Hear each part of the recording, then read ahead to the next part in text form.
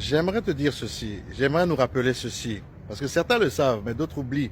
Lorsque les épreuves viennent, les difficultés viennent, les persécutions viennent, et toutes ces choses, on a tendance parfois à oublier. Vous savez, dans la vie de pèlerin sur la terre où nous sommes ici, il est tout à fait normal et logique que nous soyons combattus, persécutés, outragés, et, et des épreuves de tout genre. Mais je sais une chose, tant que nous avons la foi, tant que nous mettons et nous gardons notre confiance en Dieu, il est dit, ils te feront la guerre. Donc, la guerre là, elle est certaine. Ils te feront la guerre. Vous savez ça? Vous avez oublié ça? Ils te feront la guerre. Que 1000 se lèvent à ta gauche et 10 000 à ta droite, ils ne te feront aucun mal. Mais, par-dessus de tout ça, il est dit, gardez silence et je combattrai pour vous. Donc, ce n'est pas nous qui combattons. Ce n'est pas par nos forces, par nos capacités. C'est le Seigneur lui-même qui combat pour nous. Mais parfois, nous avons tendance à vouloir prendre le dessus, prendre le devant pour combattre à la place du Seigneur. Non! Nous devons garder silence. Laisser Dieu agir.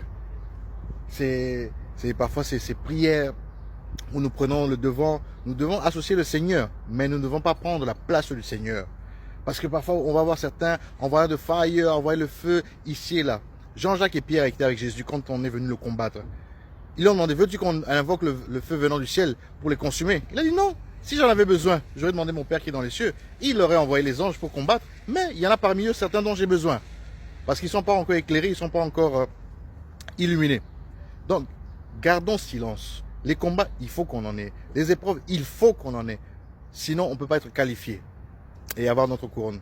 Donc, persévérons, gardons le cap, gardons courage et le Seigneur nous bénira, nous restaurera au temps et lui-même, il dressera une table et devant, en face, nos adversaires verront la main de Dieu pour dire non, celui-là, celle-là, même si, alléluia, même si je l'ai combattu, mais Dieu marche avec et il viendra te demander le secret. Comment fais-tu? Et c'est là que tu deviendras une bénédiction. Tu apporteras la grâce dans la vie de cette personne pour que la personne comprenne que non, Dieu est Dieu, Dieu existe. Que Dieu vous bénisse et à bientôt.